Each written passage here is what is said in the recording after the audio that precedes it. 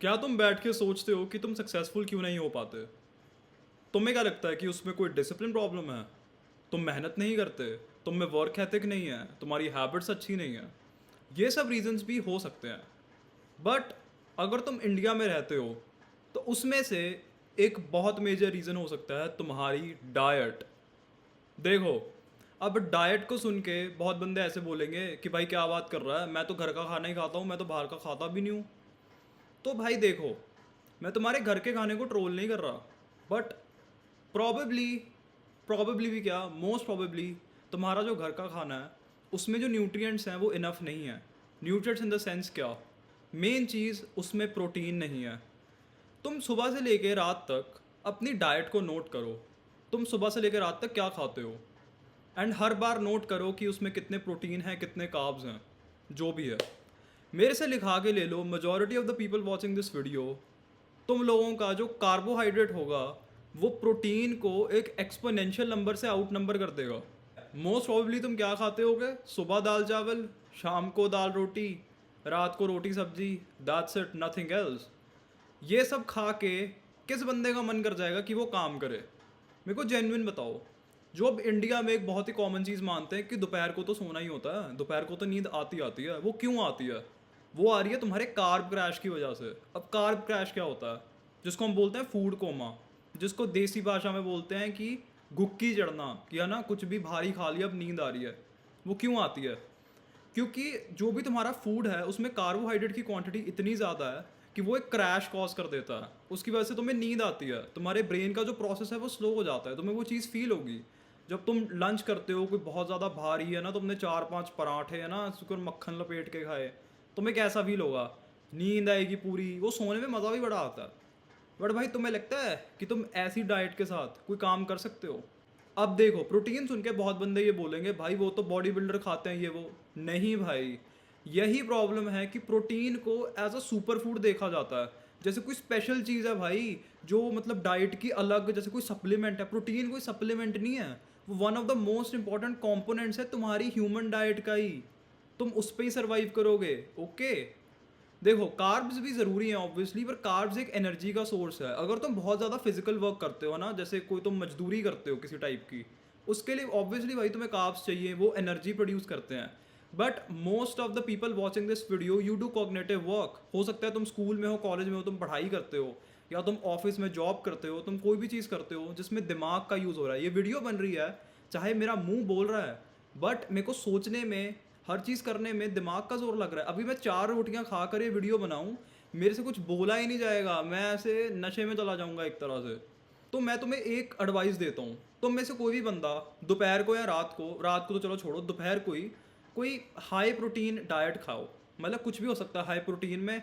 देखो भाई, अब मेरे को ये सब मत बोलियो ये मैंने सोया खा लिया वो खा लिया। देखो, आज मैं तुम्हें एक बहुत इंपॉर्टेंट कॉन्सेप्ट समझाऊंगा which is bio availability. Protein में बायो अवेलेबिलिटी बहुत मैटर करती है। बायो अवेलेबिलिटी क्या होता है? देखो, तुम्हारी बॉडी की एक अमाइनो एसिड प्रोफाइल होती है, ठीक है? अमाइनो एसिड जो तुमने स्कूल में पढ़ा होगा, जो प्रोटीन खा के हमें मिलता है ना, जो मसल बिल्डिंग के लिए यूज़ होता है। तो अमाइनो एसिड प्रोफाइल का क्या सीन है, जब तुम प्रोटीन खाते हो तो तुमने कोई चीज़ से प्रोटीन खाया, तो मान लो तुमने सोया खाया, ठीक है, सोया चंक्स खाए, जो मर्जी। तो मान लो तुमने सोया चंक्स खाया, उसमें वो बोल रहा है इतनी अमाउंट में 20 ग्राम प्रोटीन है।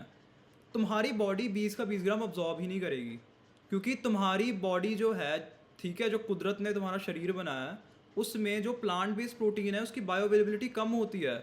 मतलब हर डिफरेंट चीज़ के लिए डिफरेंट बायो अवेलेबिलिटी है कि उसकी कितनी परसेंट तुम्हारी बॉडी अब्जॉर्ब कर रही है, मतलब तुम्हें एक्चुअल में कितना प्रोटीन लग रहा है।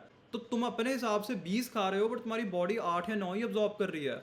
वेर एज जो एनिमल बेस्ड प्रोटीन होता है उसकी बायो अवेलेबिलिटी बहुत ज़्यादा हाई होती है, लाइक 80 के ऊपर होती है, 70 के ऊपर होती है, कुछ चीज़ों की तो ऑलमोस्ट 100 तक होती है। एग वाइट्स की प्रोटीन डेंसिटी बहुत ज़्यादा हाई होती है, बहुत क्रेजी बायो अवेलेबिलिटी होती है कि उसमें तुम जितना ग्राम्स खा रहे हो उसके आसपास ही तुम्हारी बॉडी अब्जॉर्ब कर रही है, ठीक है?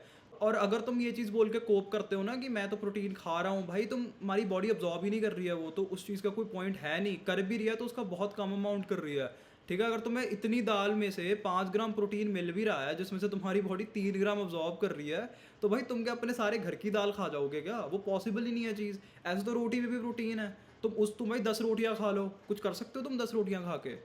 तो एक एक्चुअल एनिमल बेस्ड प्रोटीन या प्लांट बेस्ड में भी अच्छी ऑप्शंस हो सकती हैं जिनकी तुम चेक करो बायो अवेलेबिलिटी किनकी ज़्यादा है। बट एनिमल बेस्ड में दूध, दही, पनीर, ये सब चीज़ें खाओ, ठीक है, अगर तुम वेज हो। अगर तुम नॉन वेज हो भाई फिर तो मतलब क्या ही है, फिर तो चिकन खाओ, है ना, आराम। तुम भाई कभी भी दिन के कोई भी टाइम पे कोई भी हाई प्रोटीन बेस्ड चीज़ खाना, ब्रेकफास्ट में खाना हाई प्रोटीन, तुम्हें बिल्कुल भी नींद नहीं आएगी, उल्टा तुम्हारा दिमाग ज़्यादा चलेगा काम करने के लिए। इतना ज़्यादा इंपॉर्टेंट है प्रोटीन, जिसे इग्नोर करा जाता है। जो लोग बोलते हैं ना किडनी फेल हो जाएगी, किडनी फेल हो जाएगी, भाई किडनी ऐसे नहीं फेल होती, ठीक है। तो भाई कोई बंदा हज़ारों ग्राम प्रोटीन खा जाएगा ना, जो पॉसिबल भी नहीं है, तो उसकी किडनी फेल होगी।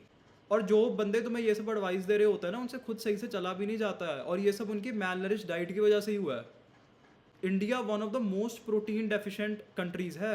एक अमेरिका की जो टीनेज लड़की होगी ना, वो यहाँ के एक एवरेज मर्द से ज़्यादा प्रोटीन खाती है। अब मैं एक डिफरेंट कॉन्सेप्ट पर आता हूँ। अब जो भी बंदे मसल बिल्डिंग करते हैं वो ये चीज़ सोचते होंगे, ये भाई जो मतलब फॉरेनर्स होते हैं ना, ब्लैक्स होते हैं वगैरह, ये इतना जल्दी मसल पुट ऑन कर लेते हैं कि पुट ऑन भी क्या करते हैं कि नेचुरली मस्कुलर होते हैं।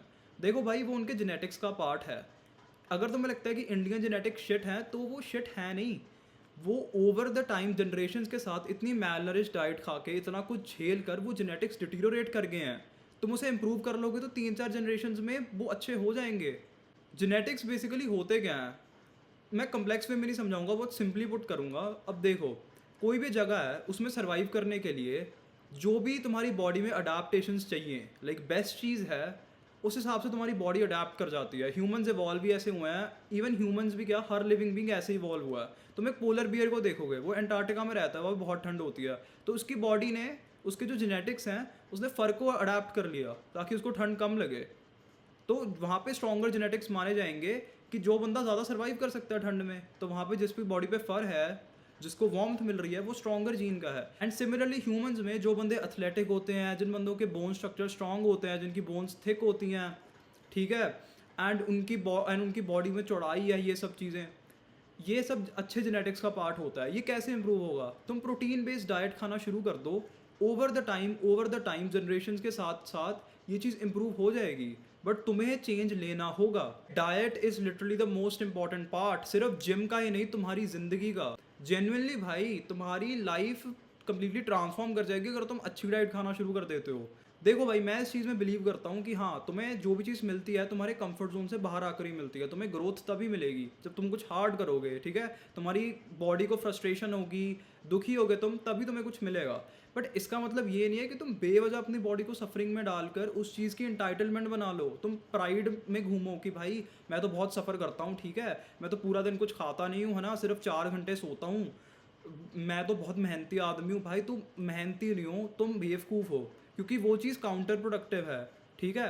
अब जैसे हमारे देश में पढ़ाई को भी ऐसे बनाया हुआ है कि भाई जो बंदा 13-13 घंटे पढ़ रहा है, ठीक है, सारा सारा दिन, अब बहुत कम सो रहा है, वो एक्चुअल में ज़्यादा अच्छा कर रहा है वो बंदे से जो सब कुछ मेंटेन करके चल रहा है। देखो, मेरा ये मानना है, अगर तुम बहुत ज़्यादा पढ़ाई करते हो तो तुम्हें अपनी जो परफॉर्मेंस है उसको मैक्सिमाइज करना चाहिए, तुम्हें अपनी प्रोडक्टिविटी को मैक्सिमाइज करना चाहिए। वो कैसे होगी? अगर तुम एक हाई प्रोटीन डाइट लोगे, तुम अच्छी 7-8 घंटे की क्वालिटी नींद सो रहे हो, एंड तुम्हारा कॉर्टिजोल कम है, मतलब तुम्हारा स्ट्रेस कम है, एंड तुम अच्छा प्रोटीन खा रहे हो, तुम्हारा दिमाग अपने आप चलेगा भाई। अब भाई तुम भाई दोपहर में 5 रोटियां खाकर नींद से भर जाओगे, उस भरी हुई नींद में पढ़ाई करोगे, तो कोई पॉइंट है नहीं भाई। वो तुम एक फालतू की सफरिंग दे रहे हो अपनी बॉडी को। है बॉटम ऑफ द लाइन, मेरा पॉइंट यही है कि diet is one of the most significant things, and तुम्हें इसके बारे में सोचना चाहिए। हर चीज़ उसके अराउंड सॉल्व हो जाएगी। देखो भाई, तुम अगर कोई फरारी को मिट्टी के तेल पे चलाने की कोशिश कर रहे हो ना, तो वो नहीं चलेगी। उसके रास्ते में उसके ना बारी बारी उसके पार्ट करना शुरू हो जाएंगे, तुम्हारे हाथ में केवल स्टीयरिंग बच जाएगा, ठीक है।